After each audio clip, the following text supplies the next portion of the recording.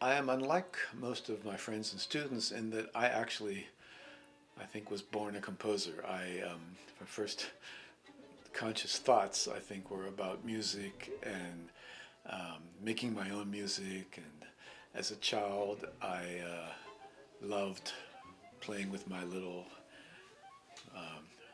45 RPM record set, and always wanted to be the guy whose name was on the front of the jacket. So I would make up my own record covers as a 5 or 6 year old. Um, would sing what I thought were symphonies. I really would love to be able to hear one of those things, but I did go around singing and pretending that what was coming out of my mouth was coming out of the record player. So that went on until we got a piano in the house. My parents were not musicians, but they loved music, and I think that's the great thing about the culture that I grew up in. I think it was a fairly common thing for middle class people to at least know who Beethoven was and to enjoy listening to classical music on the radio. And my dad became a hi-fi buff, so that was my great fortune because he would bought lots of recordings of things that would show off his hi-fi. We went to stereo and sometime around 1960. That was a big moment in my life too. So we would just he would buy records. I got to hear all the Beethoven symphonies and got to know things like Firebird and Petrushka, and just loved listening to music, and that was a big part of my life. But I also took piano lessons and studied. Went very quickly through a lot of things as a 6 year old, 7 year old. I used to take piano lessons with my sister, but to her chagrin, I passed her, even though she was 4 years older than I was.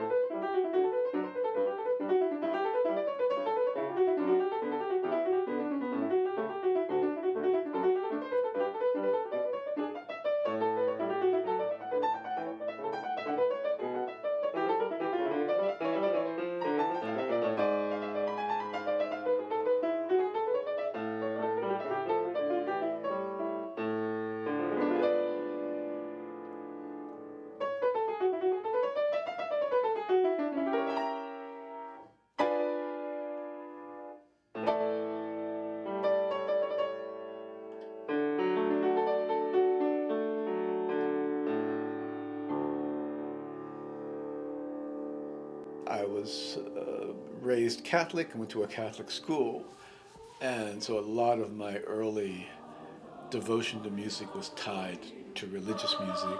I had this great affinity for choral pieces. I had to listen to every oratorio that Handel had written, and sang in the Catholic church choir. I learned a lot of Gregorian chant. I think I'm also fortunate that I grew up in a period where we still used Latin, and I learned a lot of the Latin liturgy. And that's come on to play a large role in a lot of my music ever since, even though not religious at all these days. But the culture of that music and that kind of intensity carries over into my music. It's funny because like many Catholic boys, most of my friends in my class wanted to be a priest. So I held on to my wanting to be a priest longer than most of them. That went all the way through junior high school. And I think that I have some missionary feeling about wanting to give people something and to persuade people with ideas that has sort of transferred from the religious direction into the arts and into particularly in music. So I still feel myself somewhat wanting to convert people to all the music I love, and wanting to somehow give the joy that I'm feeling in music to everyone. So that's kind of a crossover from my religious backgrounds.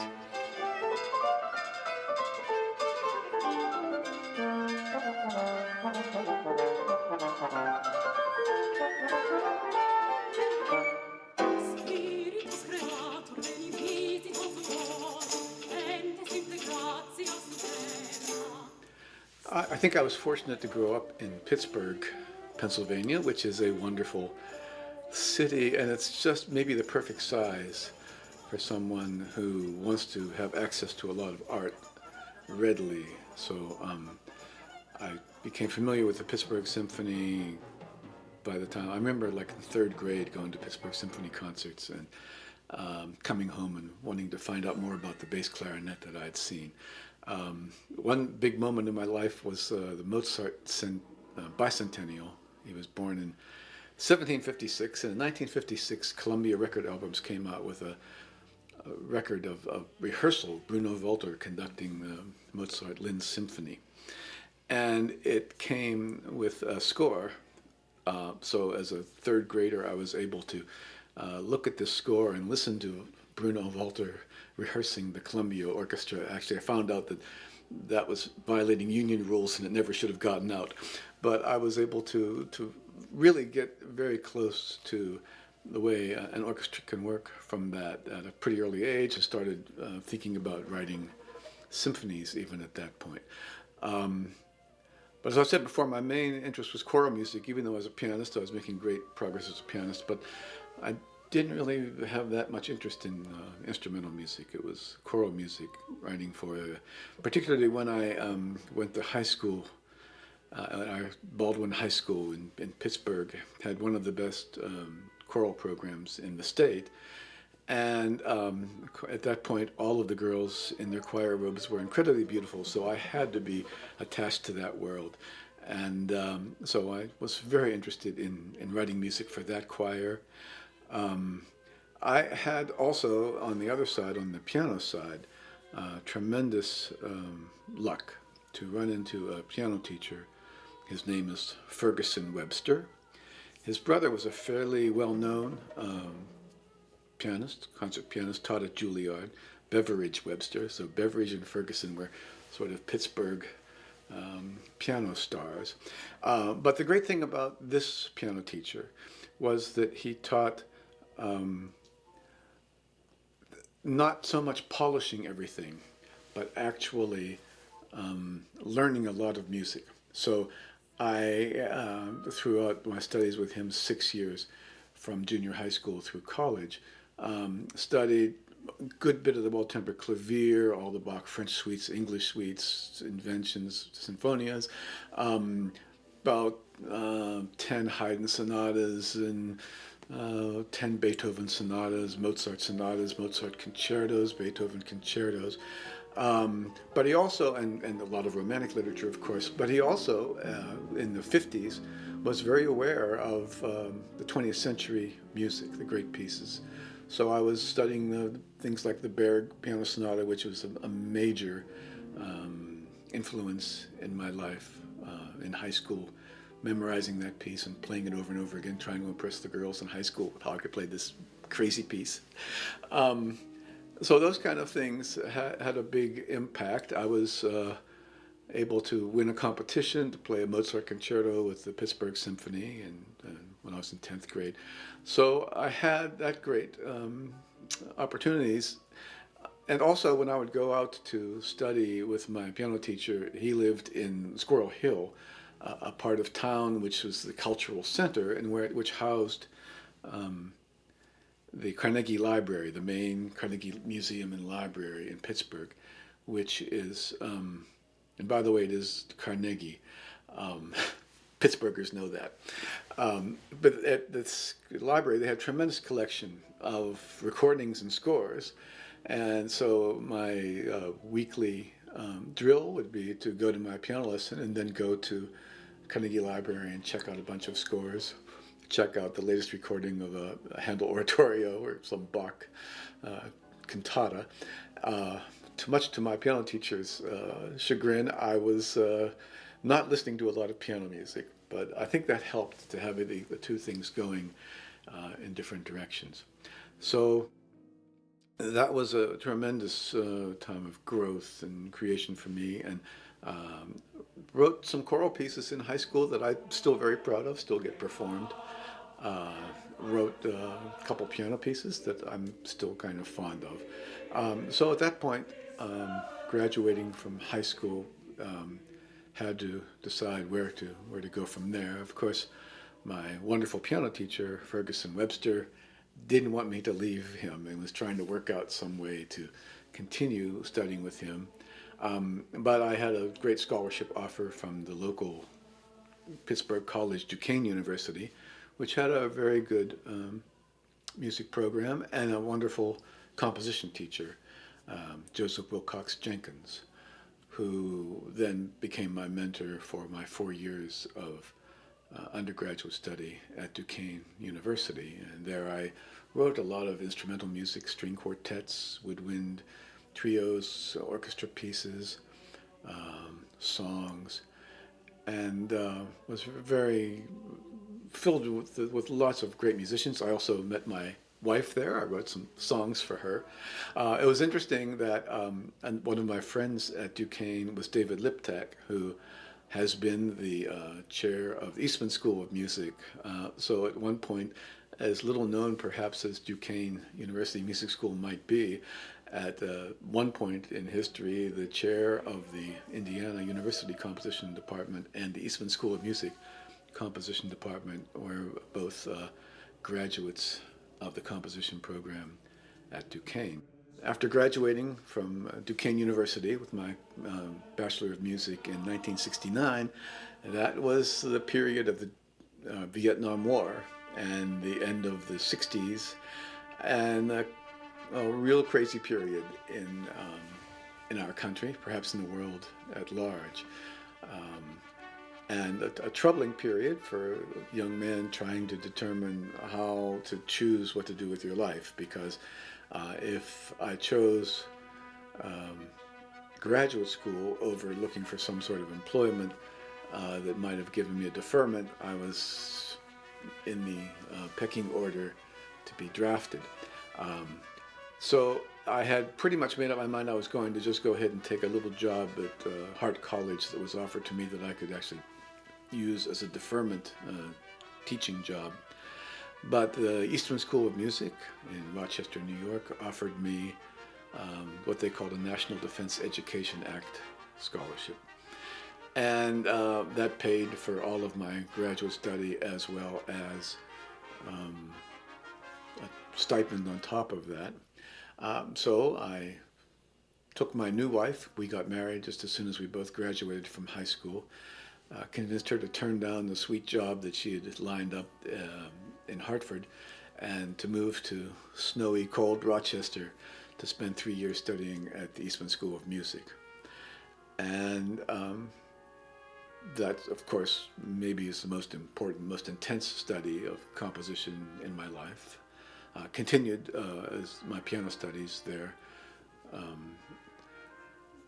but mostly excited about what I learned there as a composer and the opportunities I had to write large orchestral and wind ensemble works, work with some really fabulous musicians, to meet some people who have been a part of my musical life ever since. I studied with some great teachers there. I would probably have to mention Samuel Adler as my mentor. He's the one who I finished my studies with, and it's stayed my sort of guiding spirit in composition to this day. Just saw him earlier this year. So with Adler's help and with the help of a lot of my colleagues and the situation in a fabulous place to learn music, earned a doctorate in 3 years, was finished at the age of 24 with my doctorate and looking for a job. And at that time, that was 1972 then, I managed to avoid the draft in that story. There was a very long story that goes as to how I avoided the draft, but it all boils down to my eyesight being just bad enough to not have to go and kill people in Vietnam. So I was able to complete my doctoral study in 3 years and was looking for a job. Was delighted to have a few options and chose the one that seemed the best, which was Memphis State University in Memphis, Tennessee. So my wife Sandra and I set out on a new life in the South and spent 20 years in Memphis and took in a lot of influences there. I should mention that I haven't said too much about the kind of music I loved or was interested in, but one thing that was a very big thing for me in high school, playing in a rock band, throughout college, playing with the jazz groups and some rock bands in college,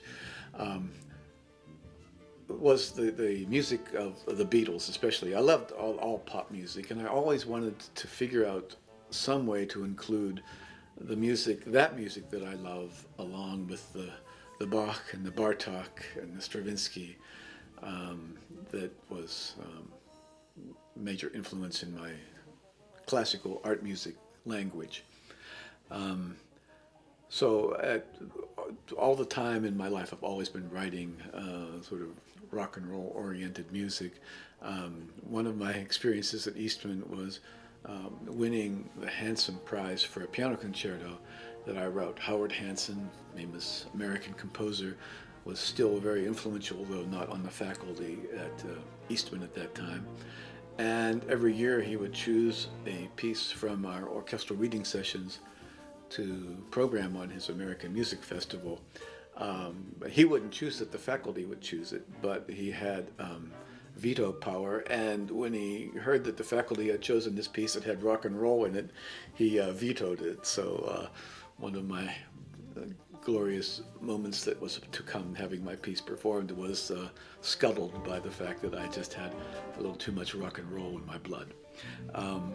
But that's not something I'm ever ashamed of. I want to find as many ways of incorporating all the things that I'm in love with in all the music I write.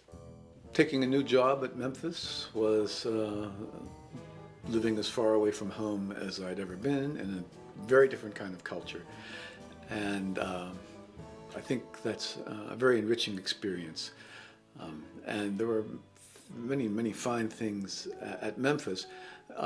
One of the things that strikes me, though, as I look back on those years, is that unlike Eastman, where I had gotten my doctorate, or Indiana University, where I am right now, there wasn't enough going on in music maybe to satisfy my hunger for all the things I wanted to be involved with. But I was very close then at that point. We were right next door to the theater department. Also on the other side was the art department. So much of my time in Memphis was involved working with people in the theater, and also writing pieces that were inspired by artworks. I moved from teaching about 3 composition students when I got there to finally ending up with pretty much a whole load of 12 to 15 composition students. The department had grown. People were interested in coming to study with me. I had people from very interesting places, including Brenton Broadstock, who in the around 1980 period came and studied composition with me. Had some really fine students who are actually still out there doing great things. And as time progressed, I had more and more advanced students. We started a doctoral program. So that made me more challenged as a teacher to find ways of dealing with many different kinds of students and to find what was lighting their fire, and how I could help them grow as creative musicians and composers. Some of the big things that happened to me in Memphis, Actually, there are two names I should really mention because I wrote a lot of music for them. One was Alan Rippey, the saxophone professor, and he's still in Memphis right now, who came and just completely gave me a kind of kindred spirit to write music for. He would play anything and try anything and play it with a kind of audacious courageousness that all composers are looking for. So from the time of meeting Alan, I've been sort of a saxophone composer, and that's to this day one of my most fertile area for writing and for getting performances. And the other person that was very influential was a violinist, Julian Ross, also someone who wanted to be challenged and have new music written for them, and also was someone who to this day is still playing my music a lot and has given me lots of inspiration. Even after leaving Memphis, I went on to write concertos for him. So maybe the most remarkable experience I had in Memphis was conducting the orchestra. I'm not sure I was the greatest orchestral conductor ever, but for me it was a great experience to learn and to work with the young musicians and to look at scores from the standpoint of how a conductor and an orchestra of competent musicians would have to struggle to put pieces together. In my connection with the orchestra and with the theater department, I wrote the biggest piece of my life, which is a work called Passion with Tropes.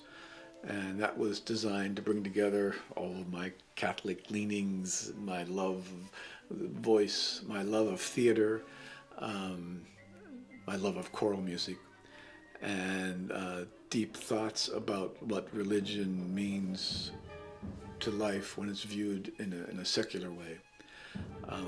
And that piece still remains perhaps my testament in terms of a large multimedia theater piece.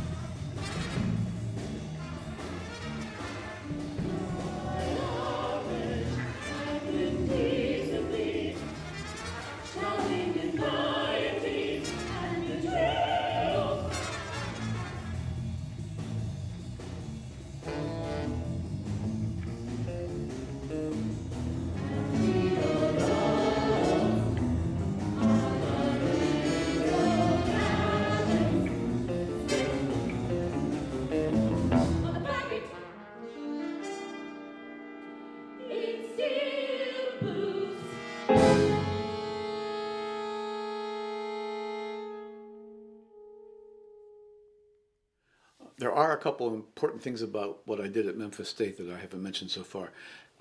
One was when I got there, I had had some experience back at Eastman with a student composers symposium, bringing together people from different universities.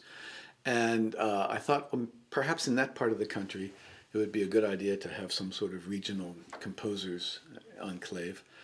And then suddenly it seemed like, why worry about regional? So, and why worry about students? I think a lot of composers around the world are looking for opportunities to have their music presented.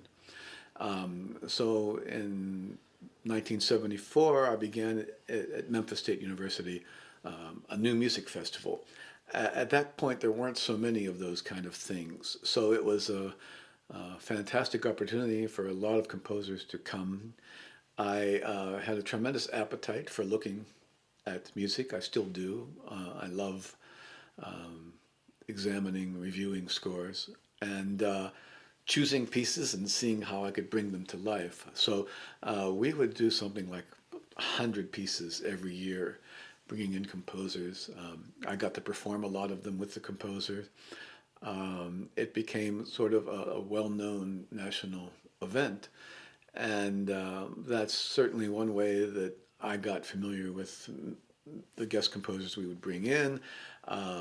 Certainly, a lot of people became familiar with me, so it was a wonderful way to sort of make some sort of impression on the music world. Um, so that was something that actually I think it's still going in some state in Memphis. The original sort of design I had for it lasted for I think something like 13 years. So it was a wonderful part of my life, and something that it was great that I could do that in a place like Memphis and have the performers there encounter not just new music, but composers of new music and work with composers on their pieces, which is something that I think the world needs more than anything else. I think composers have something to give that composers, the performers who are not actively working with live composers on realizing what the composer's looking for, don't really know how to play Bach or Beethoven because they don't know what drives great composers or even very good composers to write music. Another thing that happened in Memphis too that I haven't mentioned is a close relationship with the Casio Synthesizer, which became a big influence on the way I thought about music, writing sort of useful, maybe even kind of party music that would work very well in all sorts of environments. The great thing about being a pianist, the great thing about the Casio is it freed me from what pianists are always trapped by, that you have this enormous instrument you can't carry around. But I could take the Casio anywhere, and we had a group of 4 players. I mentioned already Alan Rippey and Julian Ross. A third person I really need to mention is Robert Patterson, horn player, and also a great composer. And Robert wrote a lot of music for our ensemble. I wrote a lot of music for it, and we played music for art galleries, music for dance programs, and that kind of relationship and feeling that kind of musical experience was something that could have been certainly a highlight to my creative thinking in the years of the 80s. I actually only applied for one job while I was in Memphis. I think I was very happy being there for 20 years and wasn't really looking to get out. But I had made some friends with the faculty at the Indiana University School of Music. Claude Baker actually was my friend from Eastman, one of those people I mentioned at Eastman that have been my friend in my support artistically throughout my life. Claude was on the faculty here, Fred Fox was on the faculty here, and so when they had an opening in 1992, somehow I made it on their invite to interview list. I guess I did a good enough job with the interview to convince them that they wanted me. So in 1992, I left Memphis to begin a career teaching at Indiana University. Well, I should mention that on the way to Indiana, I went by way of Melbourne.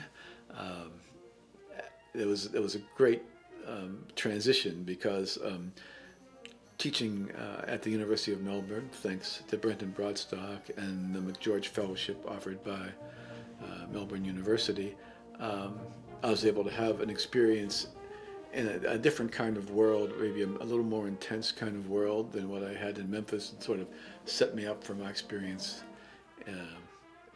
at Indiana University, and also enabled me to learn a fabulous country. Australia is still very, very deep in my heart and my wife's heart. We always talk about we have to get back there all the time. So that was a period of trying something new, coming to a new place.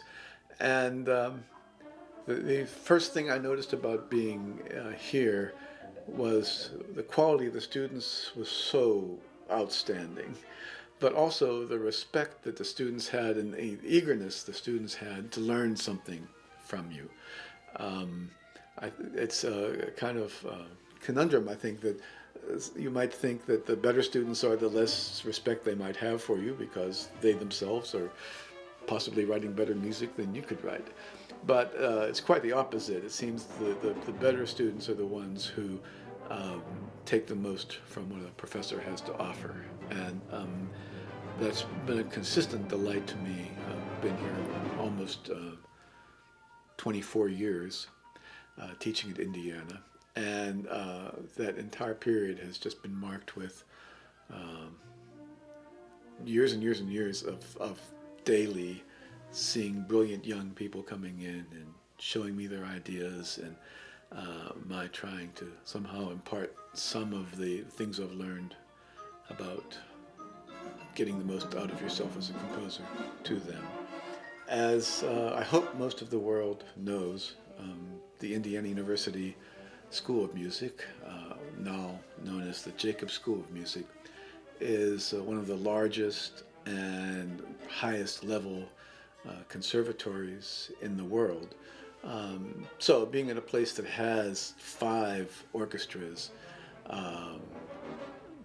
4 wind ensembles, multiple choruses, does 6 professionally level produced operas a year, and perhaps most important for me, an incredible new music ensemble. Being able to have works performed by these groups has been a dream. I mean, this is a composer dying and go to heaven. When I came to Indiana, I had that feeling, and I'm very happy to report that I still have that feeling. The orchestras have played a number of my pieces. Practically anything I've been able to write over the last 20 years has been performed here in definitive performances.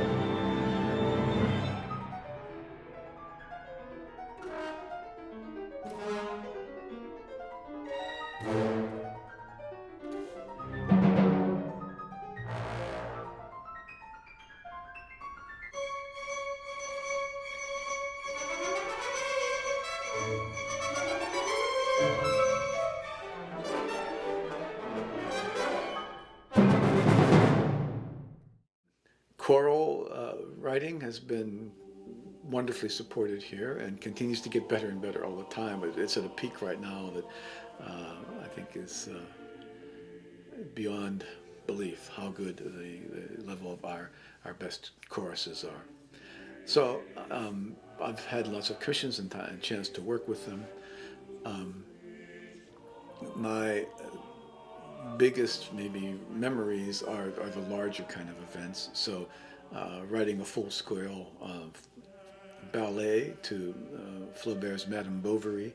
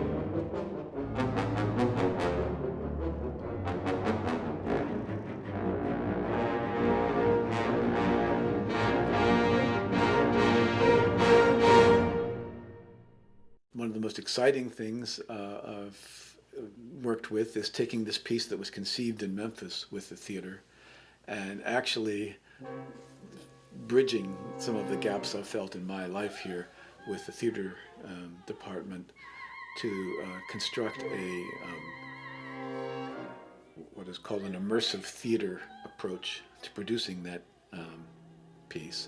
So the piece that involves orchestra with a little jazz ensemble inside of it, several soloists, chorus, dancers, actors, and very elaborate video and lighting effects, all brought together to create a sort of a new kind of concept. So the Passion with Tropes, a performance from 2011, a piece that had been around for, in one way or another, for about 30 years, finally became this very special, very satisfying experience. I mentioned earlier the New Music Ensemble, and that's my sort of go-to way to write. I think that this ensemble of 14 to maybe 20 players, everyone involved as a soloist, I think it's nature's perfect kind of ensemble. You have all the glories of all the different kinds of instrumental sounds, but you also have the individual character of each instrumentalist participating in ways that even the best orchestras seem not ever to reach that level of total commitment that one has to have to play in an ensemble like that. One of the great perks of being a university professor is we are provided with sabbatical leave every 7 years, and I determined to make that a study of the world in a way, so that my first sabbatical in '98 was a trip to Europe.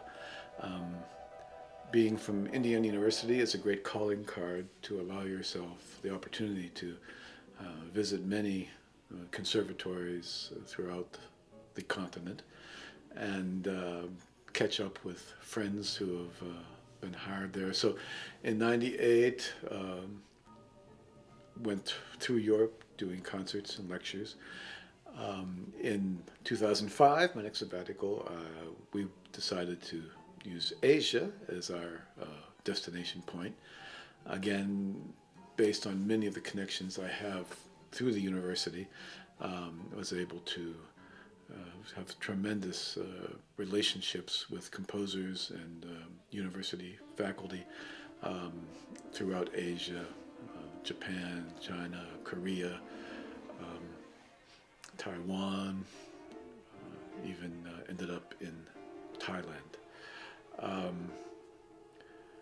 And then the last sabbatical I had was in 2012, and that was the most recent, so it's still fresh in my mind, how tremendously exciting and inject so much energy into me was this trip to South America, where I was able to, again, using the contacts and the former students and the sort of the prestige of my position at Indiana here, to visit several South American countries, teach master classes, meet some incredibly wonderful faculty and students.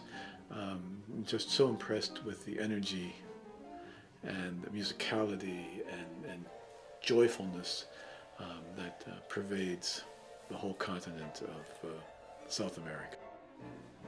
The thing that excites me most about music is the way it becomes a part of the listener.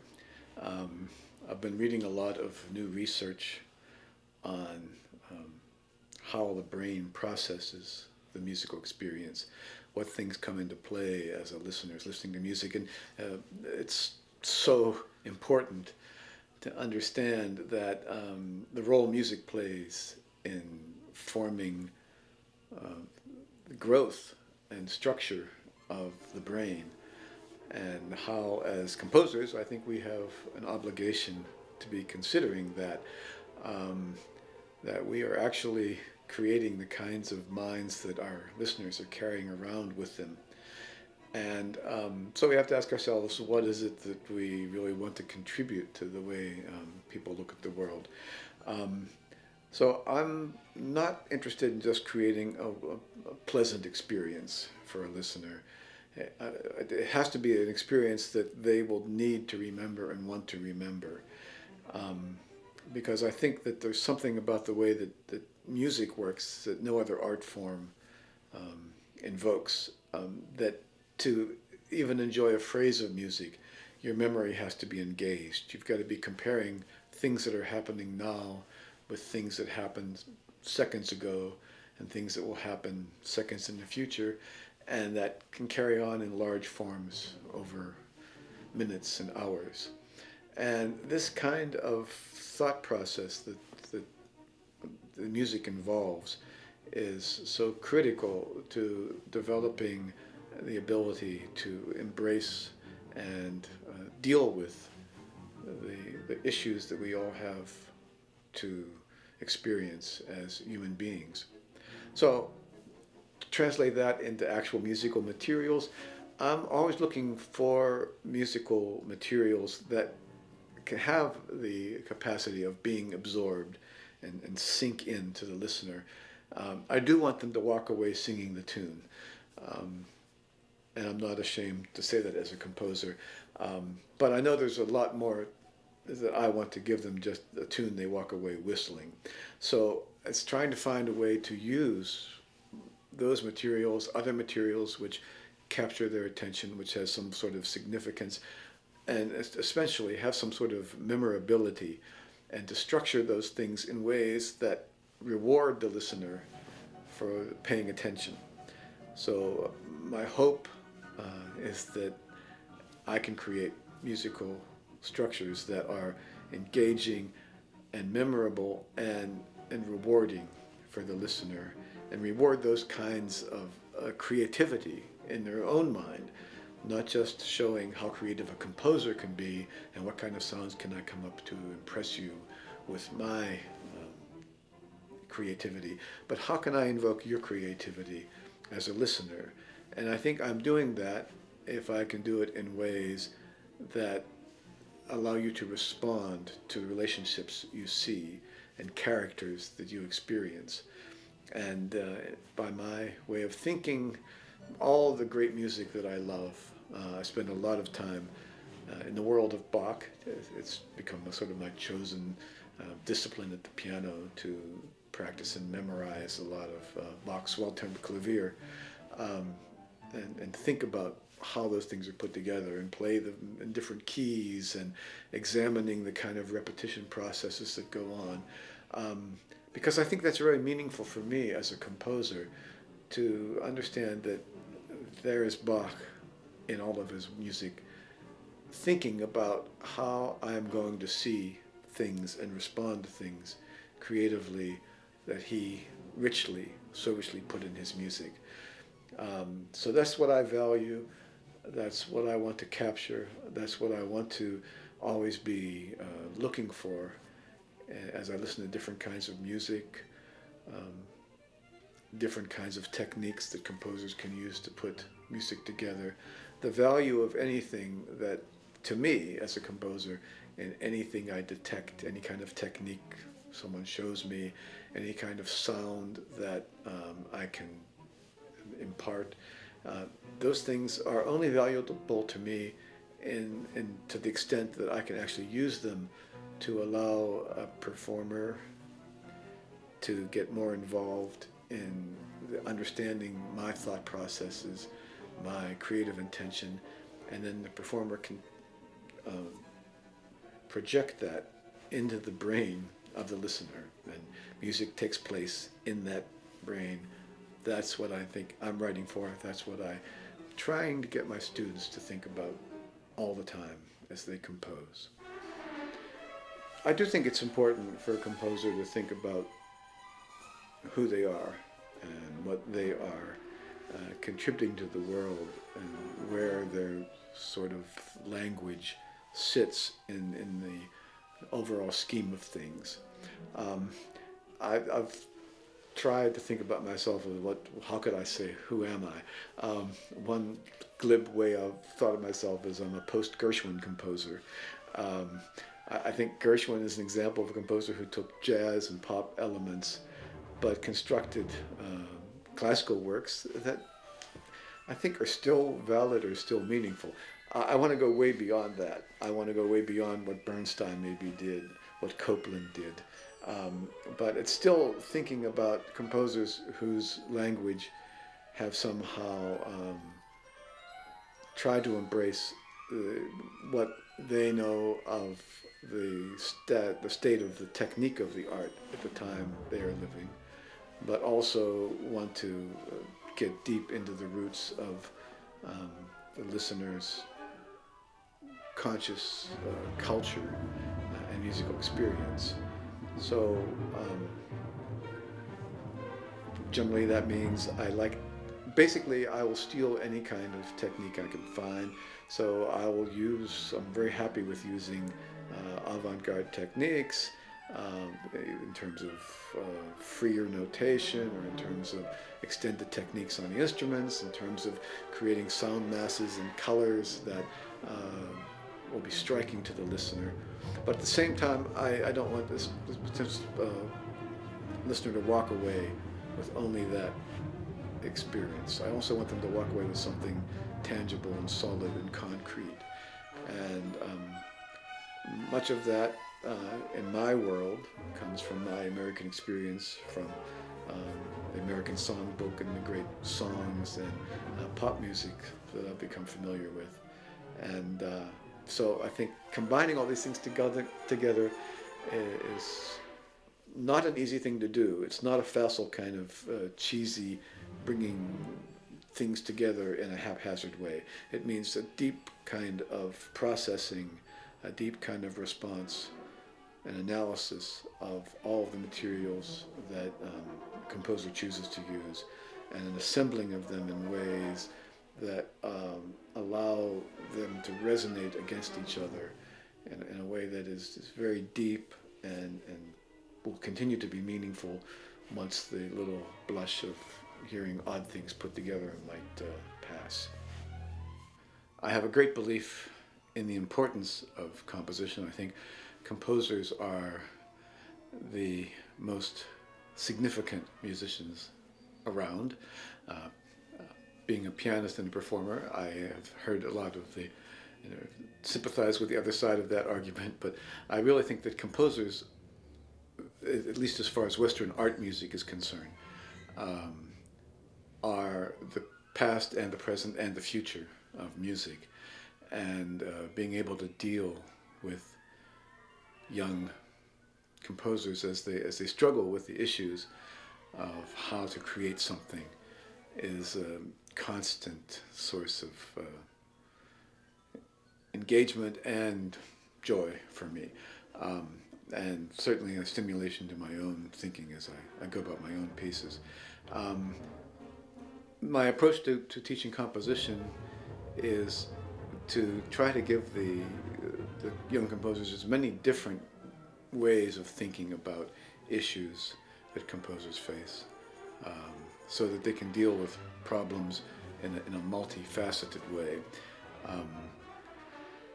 Some of the ways to get to that are to limit the issues so that they can really focus on particular responses to particular issues. So having someone write a piece for just 2 wood blocks, or a piece for using just 2 pitch classes, or using a particular chord. These things are sort of traditional. It's not my own invention, but something I rely on a lot in composition classes to get the students going. I think sketching is a really important part of the composition process. So it's something that I spend a lot of time in lessons trying to engage students in thinking about different ways they can organize their thoughts, from the very thought process of just getting good ideas. I think sometimes we start out as composers just with the first idea that comes to us, instead of digging deeper into our resources, our creativity, to find different ideas, a collection of ideas, and also a collection of ideas about ideas. Because I think that the main beauty of composed music is it allows composers to create a whole matrix of related ideas and ideas about those ideas. And that's where the really most interesting part of music making is to me. And to me, I believe also the most emotionally involving and substantial contributions that music makes to our entire way of thinking and looking at the world. I like to use models to look at great compositions and see how other composers solve these issues. One reason I think it's so important for composers to be active and appreciated in today's music world is that any kind of performance a performer gives, if it's composed music, is essentially a realization of something composer created, not just the product, but the process a composer goes through to write a piece. So I think if you're playing a work by Bach, you shouldn't treat it like some sort of holy scripture that every word came from God, but rather as a process, as a composer who has ideas, has to make decisions about these ideas, has to put these ideas together in a particular order and choose from a variety of possible solutions. And if you're engaged in that much more alive kind of world as a performer, then I think you'll appreciate more about the essence of how a piece of music actually operates.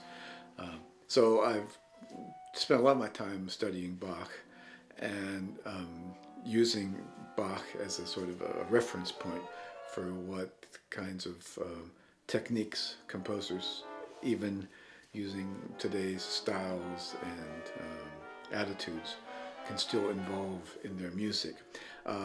So some of the things is, the first point I make in my talking about Bach is that although a lot of people are talking about numerology and some sort of obscure hidden meaning in Bach's music, I find that the most important thing about Bach's music and any really great music is that what is perceived is the most important thing.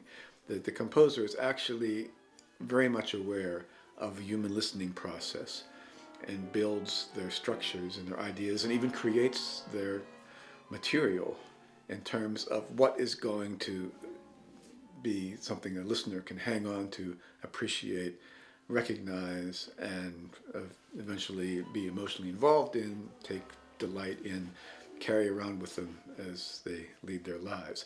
So perception is something that sometimes composers get so involved in thinking about the theory behind their music or what it is they're trying to do that they don't ask themselves the most essential question is, what are people going to hear from this? So that's, I think, when I'm looking at Bach, I'm amazed at how he always puts things in places with the right ability to be pronounced. He put the really important stuff in the soprano or the bass when you're getting towards the end of the piece. You don't hide it in the middle. And most important thing about perception, I think, is time, because you can point to all sorts of things that exist perhaps in some piece that you may be writing, but if those things exist but aren't capable of being perceived because there's too much going by, or you've lost the listener's direction, so they aren't particularly listening to the thing that they should be listening to at the time they get there, then basically the piece is not going to succeed in expressing what you as a composer are trying to create. So the great thing about Bach's music, for example, is how he uses various kinds of information control devices to make the timing just right. It's not always how dense and how much I can shove into a particular moment, but when you have those moments, how do you prepare the listener for them to happen? So there are many, many things that come up. Every composition lesson is a new experience for me. I've been teaching composition for 45 years, and still keep finding in every hour of teaching something fresh and intriguing and needing a creative response. And that creative response, that thing that a composer has to do to come up with a way of looking at something, some issue that's never been looked at in that particular way before, is I think what's exciting about composition and exciting about music as we listen to it. So when people ask me, how do I go about composing? What's the process you go through? One thing that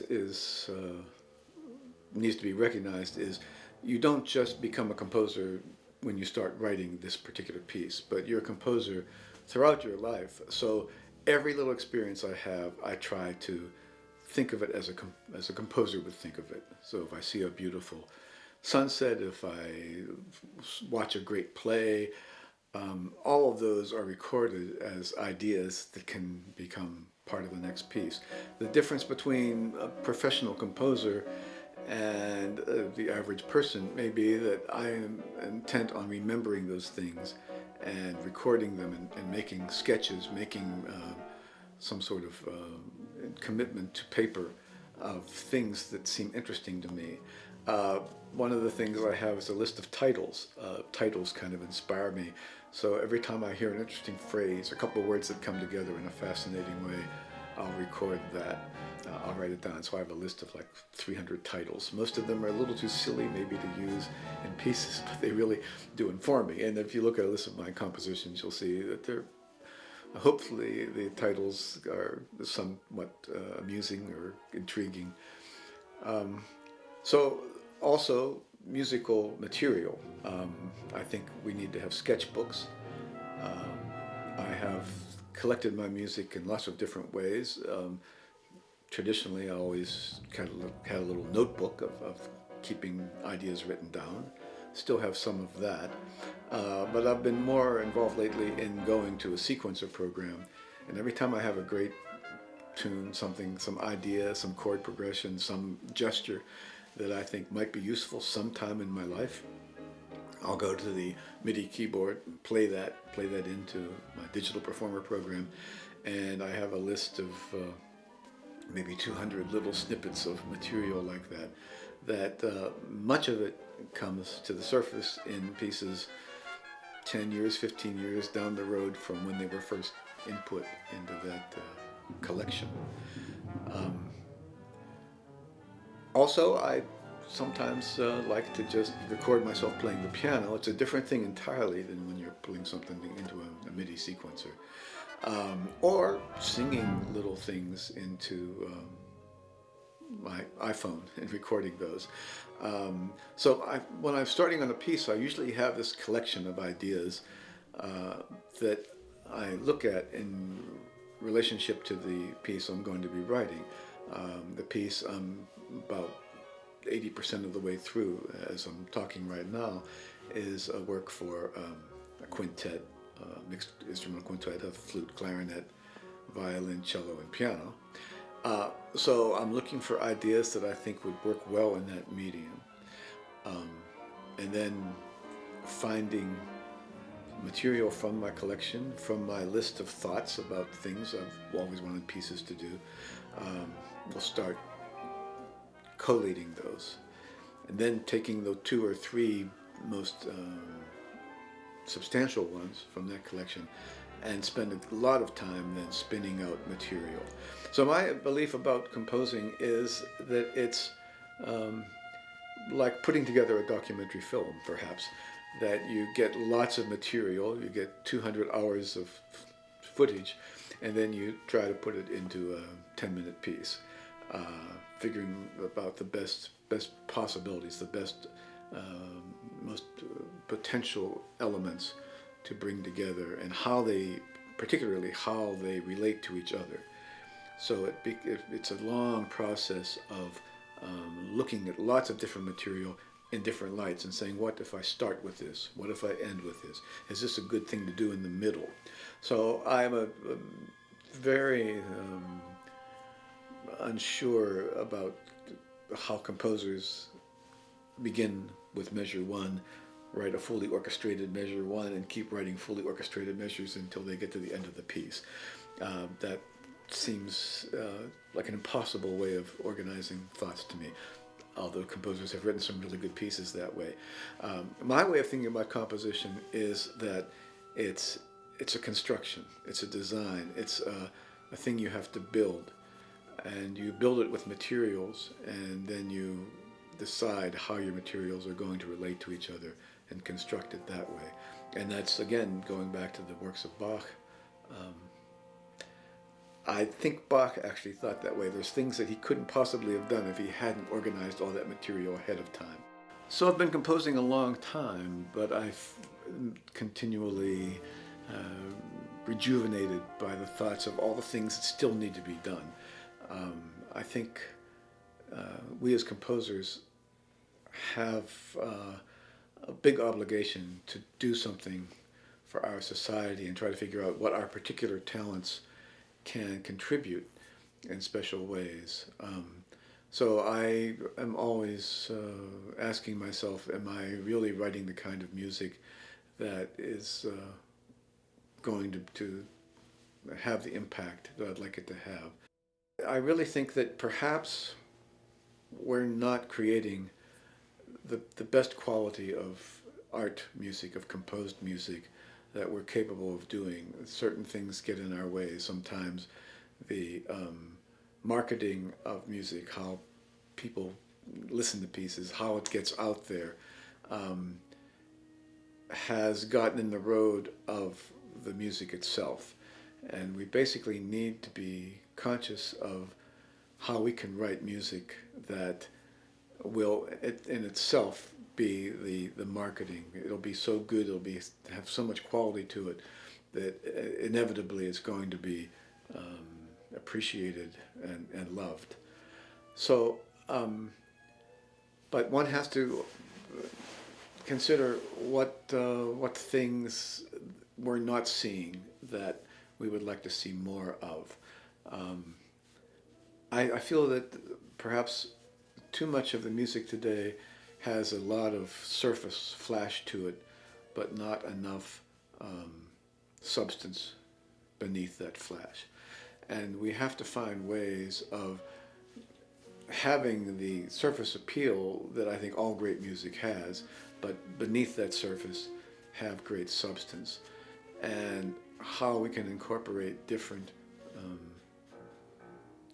approaches to our media that will invoke that kind of depth in the response. So I'm looking for ways to do that, and every time I have an opportunity to write a new piece, I'll try to find something about this medium that hasn't been used to the point that I want to use it. If I'm writing a marimba piece, I've heard lots of really great, wonderful marimba pieces, but I'm asking myself what hasn't been done yet. So my latest marimba piece was inspired by listening to a Bushman recording of Mbira and trying to use the different kinds of qualities of sounds that come from that in the use of the marimba, working together with the marimbas to find different kinds of mallets, different kind of approaches to the instrument. So I'm always excited to think of the future of how many things there are like that we can find just new perspective on.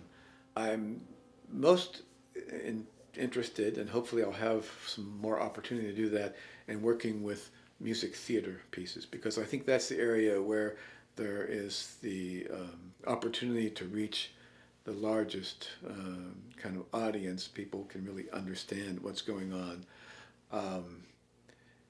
in a way that hasn't been really done so well. I'm not very happy with opera. There's something about it that seems a little too stylized to me. Even the kind of singing, especially that goes on in opera. And I'm not particularly fond of most of the new music theater pieces I'm seeing.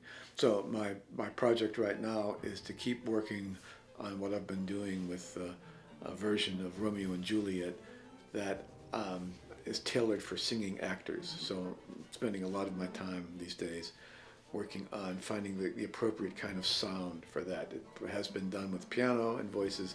Now I'm working on finding out how can orchestration be approached in a way that's going to be colorful and thoroughly composed the way I love orchestration to sound, and still be serviceable to create the right kind of information, the right kind of color, the right kind of atmosphere that the singers need to perform as actors when they produce that. So that's my big project coming up. I like to wrap up my thinking about composition and music in the context of what I think are the three great lies that are holding us back as composers and perhaps as a musical society, because I think we subconsciously buy into these things, even though if you examine it you can see that they're clearly giving us misinformation. And there's a lot of lies and misinformation that are getting stronger and stronger, so I think we have to be very conscious of fighting these sort of givens or implied circumstances that in reality aren't true at all. One of them is that there is a dichotomy between your brain and your emotions, and that music, which is intellectually interesting, is cold and somehow doesn't do anything, or music which, if you want to create something that's going to have a tremendous dramatic impact, has to be kind of stupid. And I think that's exactly the wrong way of looking at the world and art particularly. I think art actually, by my definition, is when the intelligence, the cognition, the recognition, the understanding of things fires your emotions, and your emotions fire your intellectual comprehension. And if it's simply intelligence, it's just a game, it's just a process. If it's just emotions, it's experience, but it's not art. It only becomes art when those two things come together. And I think we need, as musicians, educators, to more strongly give the people we're working with the realization that the more they understand and appreciate and can grasp what is going on in whatever art they're observing, the deeper their emotional response can be to it. The second great lie is that creativity is some sort of tremendous gift that's given, and some people have it and some people don't. I think that's a lie that holds back our society in a very definite way, that we tend to think that, some people can be creative, let them do the creative thinking. Creativity is actually, it's a skill. It's something that the more you do, the more you can do it well. It's something that has to be practiced regularly, and young people, children, generally are always practicing it. They have to. Their lives is all about creating new things and responding to the things they have creatively. But unless we continue to foster that creativity and find ways to make them think more and more creatively about what they're doing, it's going to become weaker and weaker as a part of their lives, as a part of their makeup as human beings. And so basically, I think our job is to, in our own lives and in the people we're interacting with, to find ways to make creativity an exercise. People are very much now into physical exercise these days. I think it's great. Everybody wants to spend a couple hours at the gym making sure their bodies don't lose their muscle tone. But we need to spend the same amount of time keeping our brains creative in ways that develop our creative thinking tone. And music is a great way to do that, but music needs to be approached with this thought about what are the creative aspects, what makes every little bit of music that we listen to a distinctive element, a flash of idea, and how can we create our own? And I think composition should not be something that's reserved for composers. There's no reason why everybody shouldn't be doing it and can be doing it and can be enjoying it with the same sort of passion and prevalence as playing video games. The third big lie, and I think this is the one I have the most trouble even convincing myself that it's a lie, but it just has to be. And this is that all the great music has been written, and that basically all we can do is little sort of sidebars to the great works of Beethoven and Bach and Tchaikovsky, even Stravinsky. We have to constantly be challenging ourselves with the understanding that it doesn't make any kind of mathematical, psychological, sociological sense to assume that there aren't more talented, more creative, more humanistically dedicated people in the world today than the greats of the past. We're here, the people are out there, and this music that's going to be created in the future is going to make Bach and Beethoven look like great images from the past, but we have our own that's even more exciting and more involving to us because it speaks to us in our own language. We have to be working towards this. We have to be looking for this. We have to be supporting it in any way that we see it, because it is the measure of who we are as human beings, and something that we have to be constantly fighting to achieve.